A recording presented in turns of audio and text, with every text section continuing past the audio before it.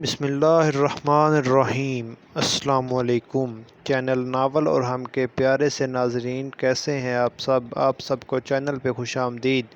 امید کرتے ہیں آپ سب خیریت سے ہوں گے۔ لیکن شاید آپ بھول گئے ہیں کہ آپ کے خاندان کی لڑکیوں کی شادی بچپن میں ہی طے کر دی جاتی ہے، اور ایشام جہانگیر میری منگیتر ہے۔ میری پھپھو اسے میرے نام لگا کر گئی تھی۔ آپ کون ہوتے ہیں اس کا انکار کسی اور سے کرنے والے؟ یہ صرف اور صرف جگیردار دلاور شاہ کی مانگ ہے۔ کسی کے باپ میں اتنی ہمت نہیں کہ میری مانگ کا انکار کسی اور سے کر دے، اس کے اپنے باپ میں بھی نہیں۔ وہ جہانگیر شاہ کے کندھے پہ ہاتھ رکھتا دل فریب انداز میں مسکرایا۔ میں اپنی بیٹی کی شادی کبھی تم جگیرداروں میں نہیں کروں گا۔ تم لوگ ظالم ہوتے ہو، شفاق ہوتے ہو، تم لوگوں کی نظروں میں احساس جذبات کی کوئی اہمیت نہیں رکھتے، تم لوگ تو محبتوں کو بھی بدلے اور نا کی نظر کر دیتے ہو۔ جہانگیر صاحب بے حد غصے سے بولے، بہت خوب سن رکھا ہے آپ نے، ہم جگیرداروں کے بارے میں کافی گہرائی سے جانتے ہیں آپ۔ ہمیں لگتا ہے گہرا تعلق ہے آپ سے۔ وہ قہقہہ لگاتا جیسے ان کا مذاق اڑا رہا تھا۔ اتنے اچھے سے جانتے ہیں ہمیں، تو یہ بھی جانتے ہوں گے کہ جگیردار کبھی اپنی جگیر سے پیچھے نہیں ہٹتا، اور آپ کی بیٹی اس جگیردار کی جگیر ہے۔ وہ اپنے سینے پہ ہاتھ رکھتا، سر کو ذرا سا خم دیتا، مسکراتے ہوئے مولوی صاحب کی جانب بڑھا۔ مولوی صاحب، نکاح شروع کیجئے، بس دولہے کا نام بدل کر جگیردار دلاور شاہ کر دیں۔ خبردار، جو تم نے میری ہونے والی بیوی کی طرف قدم بھی بڑھایا۔ اسجد غصے سے اس کی طرف بڑھ رہا تھا۔ اس کی بہادری پر جہانگیر شاہ نے سر اٹھا کر اس کی جانب دیکھا، لیکن اگلے ہی لمحے جگیردار دلاور شاہ اپنی جیب سے ریوالور نکالتا ہوا اس کے کندھے پر وار کر چکا تھا۔ وہ لمحے میں زمین پر ڈھیر ہوا تھا۔ جگیرداروں کو اپنی جگیر تک پہنچنے کے لیے دنیا کی کوئی طاقت نہیں روک سکتی، اور تم جیسا ڈاکٹر ڈاکٹری کرتے اچھا لگتا ہے، جگیرداروں کے منہ لگتے نہیں۔ مولوی صاحب، نکاح شروع کریں، ورنہ اس نے اپنا ریوالور مولوی کو دکھایا تو مولوی صاحب نے بڑی مشکل سے اپنا تھوک نکلا اور ہاں میں سر ہلاتے ہوئے دوبارہ کرسی پر بیٹھ گئے۔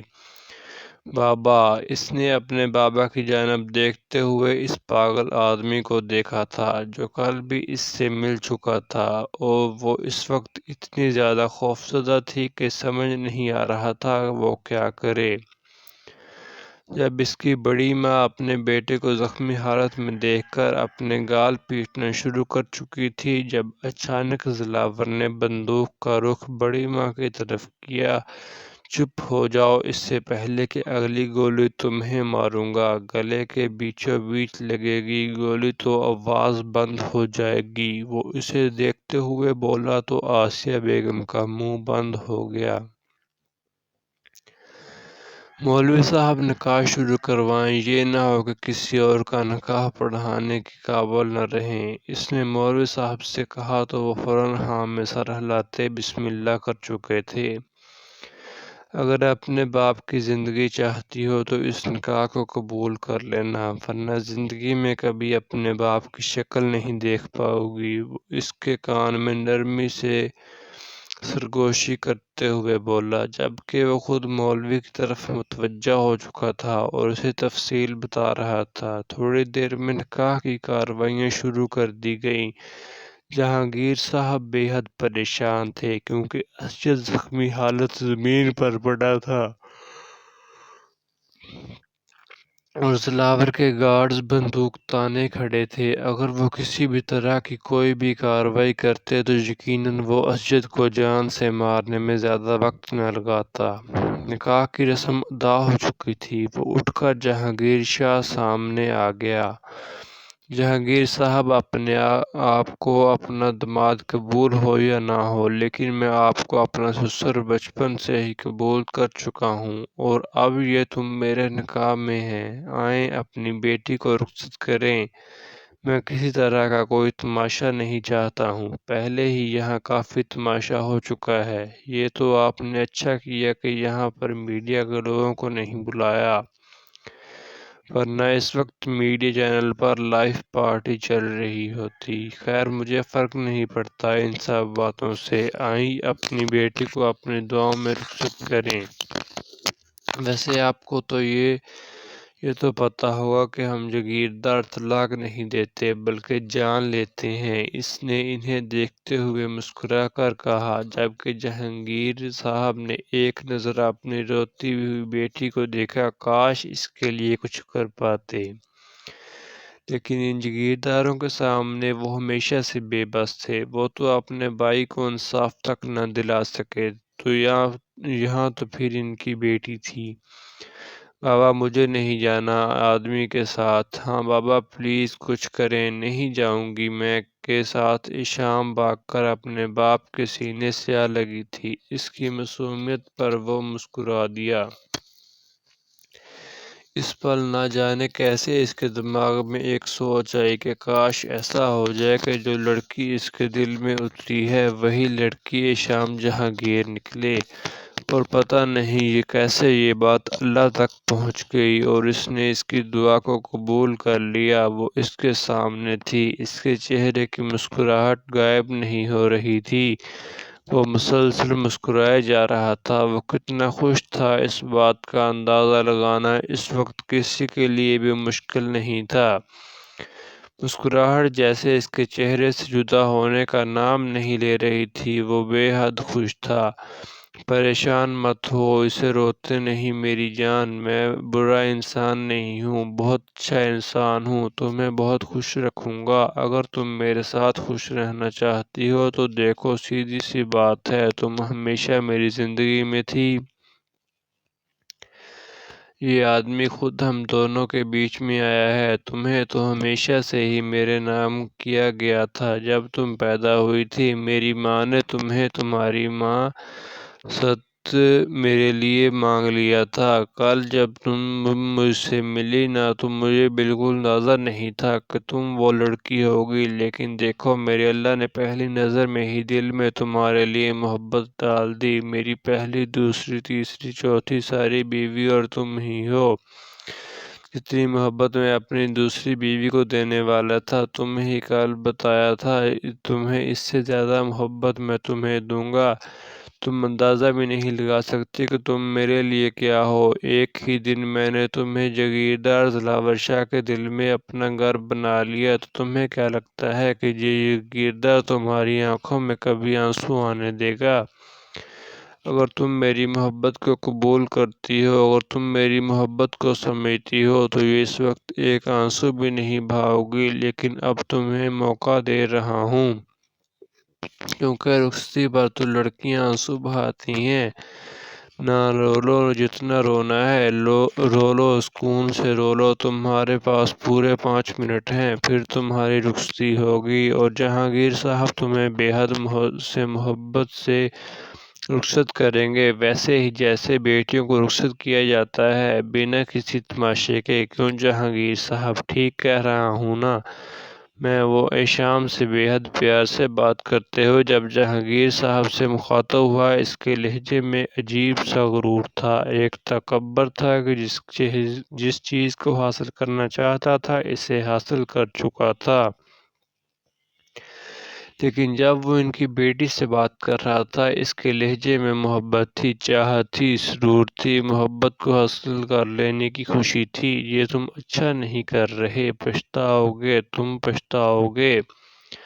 تم جاگیردار دلاور شاہ، وہ اسے دیکھتے ہوئے دہاڑے تھے، جس پر دلاور نے کہا لگایا، پچھتانے والی چیز نہیں ہوں میں جہانگیر صاحب، چلیں اب آپ دیر مت کریں، کیونکہ آپ کے دیر کرنے سے میرا دماغ خراب ہو سکتا ہے۔ یہ نہ ہو کہ میں آپ کا کوئی بڑا نقصان کر جاؤں۔ اس نے ایک بار پھر سے اسجد کی جانب دیکھا تھا، جو ہاتھ بازو پر رکھے تکلیف کی شدت سے اسے نفرت سے دیکھ رہا تھا۔ وہ ہشام کو اپنے سینے سے لگاتے ہوئے وہ بے اختیار اپنے آنسوؤں پر قابو نہ کر سکے، کیونکہ وہ اتنے بے بس تھے۔ آج سے نہیں، سالوں سے وہ اس خاندان کے سامنے بے بس تھے، اور آج بھی وہ کچھ بھی نہ کر سکے اپنی بیٹی کے لیے۔ اس کے ہزار آنسو منتیں انہیں اسے رخصت کرنے سے روک نہ سکے۔ مجھے اور کچھ نہیں پتا، بس اتنا ہی پتا ہے کہ تمہارا وہ دوست وہاں حور کے ساتھ کھڑا تھا، کافی غصے میں تھی وہ میری دوست کے ساتھ۔ یقیناً اس نے کوئی بدتمیزی کی ہوگی۔ مجھے یقین ہے تمہارے دوست بھی تمہارے جیسے ہی ہوں گے، ورنہ وہ اتنے غصے میں نہ ہوتی۔ مجھے واپس آنے کی اتنی زیادہ جلدی تھی کہ میں حورالعین سے اس بارے میں کچھ بھی نہیں پوچھ پائی، لیکن میں اس سے پوچھوں گی۔ دراصل بات یہ ہوئی تھی کہ اس کی چابی گاڑی کی وہ حور کے دوپٹے کے ساتھ پھنس گئی تھی، اور وہی واپس کرنے وہ جب اس کے پاس گئی تب شاید کچھ ہوا تھا۔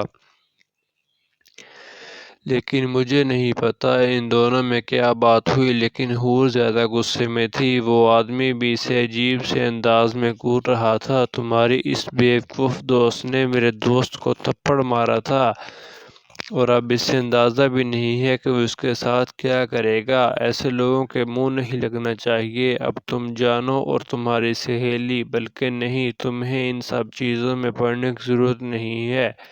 میں خود ہی کچھ سنبھالنے کی کوشش کروں گا، اور یاد رکھنا جو باتیں میں نے تم سے پوچھی ہیں وہ کبھی بھی کسی کو پتہ نہیں چلنی چاہیے۔ وہ اسے سمجھاتے ہوئے بولا تو بشریٰ ایک نظر سے اسے شک کی نگاہ سے دیکھا، پھر بہاں میں سر ہلا دیا۔ جبکہ عارف اب واپس ہوتے ہوئے جانے والا تھا تاکہ وہ اس مسئلے کو حل کر سکے۔ وہ لڑکی حورالعین اس کے گھر میں سے نہیں تھی، نہ جانے کون تھی، بس وہ اتنا جانتا تھا کہ وہ بشریٰ کی دوست تھی، اور بشریٰ اس کی کزن یقیناً اسے چھوڑنے کے لیے گئی تھی۔ لیکن اس کی ٹینشن اب دور ہو چکی تھی، کیونکہ اس سے اس لڑکی سے کوئی مطلب نہیں تھا۔ کاربشا اس لڑکی کے ساتھ کیا کرتا ہے اسے کوئی لینا دینا نہیں تھا۔ اسے بس یہ پریشانی تھی کہ وہ لڑکی اس کے گھر کی نہ ہو۔ وہ خود ہی کاربشا کی توجہ کے لیے اس لڑکی کا نام بتانے کو تیار تھا، بلکہ وہ تو اس کے کام میں اس کا ساتھ دینے کو تیار تھا۔ اسے یقین تھا کہ کاربشا کو پھنسانا آسان نہیں ہے، اور کارب پھنس بھی گیا تو اس کا نام لکھا ہی نہیں آئے گا۔ وہ اسے حور سے کوئی مطلب نہیں تھا، اس کے ساتھ اچھا ہوتا یا کچھ برا ہوتا اس کا کوئی لینا دینا نہیں تھا۔ وہ تو بس اپنے دوست کے ساتھ تھا۔ کیا کرنے کا ارادہ رکھتے ہو کاربشا؟